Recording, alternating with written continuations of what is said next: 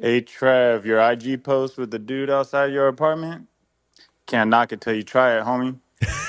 Ain't nothing like a cup of Joe and a fresh meth hit to start the day off.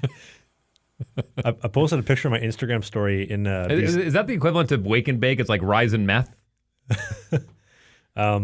There's this one dude. He had like a Tim Hortons cup, probably like a medium double cup, like in his arm, while he was also like shooting up at the same time. Oh God! And it was like right outside the front window, like in the apartment that I got in Surrey.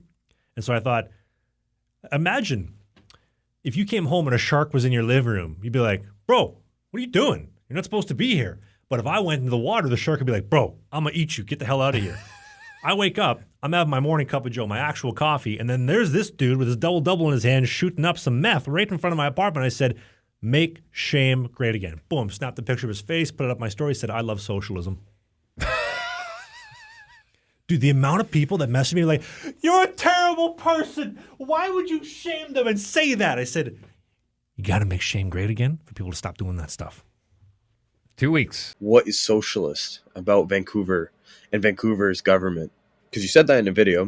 Mm-hmm. And I want you to explain to me what you believe is socialist about Vancouver.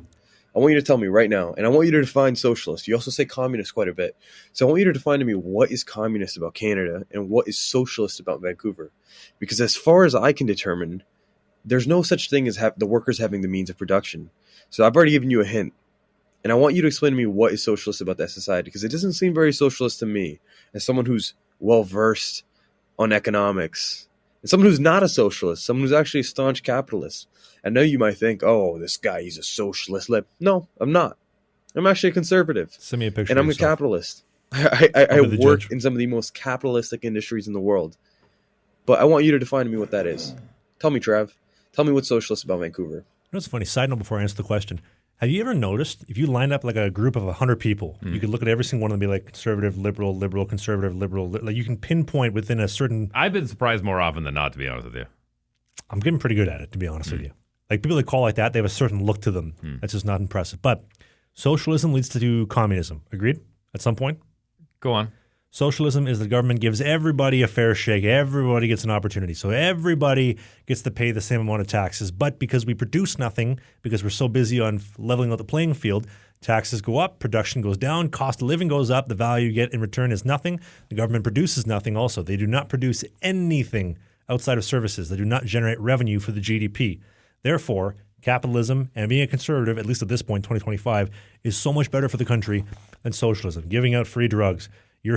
I saw this meme the other day. There was somebody with like a liberal sticker on their forehead, and it said, "I love taxes. My rebate's fantastic." You don't need the taxes and you don't need the rebate. Just cut them all together. You get more money back.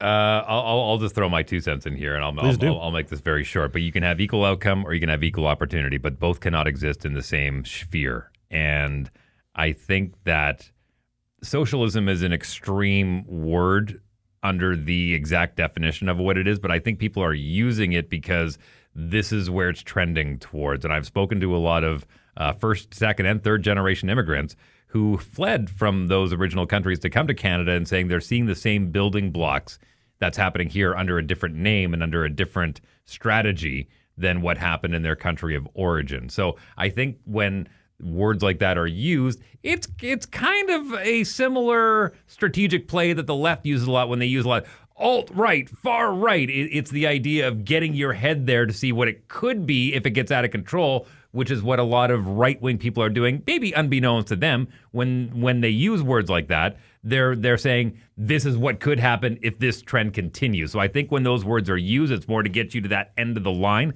not currently what we're living in, but the building blocks are there. Well, I don't think you can say you love your country unless you're willing to protect it. And part of protecting it is objecting and saying what is going on here is wrong. Apples to oranges here, obviously. But the guy in Germany in WW2, it didn't happen over a week. Right. It happened over a very long period of time. It's boiling the frog slowly. Cold water, I'm going to just turn it up a degree. Right. And before you know it, it's too late, obviously. Well, yeah, they push till you say stop.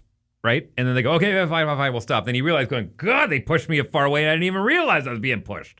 And then that's the new starting point. And then it's pushed again. And that's the new starting point. Hey, more hockey content. It might be old, it might be new, it might be a full episode, it might be a half episode, but you can click these boxes because who doesn't like clicking boxes?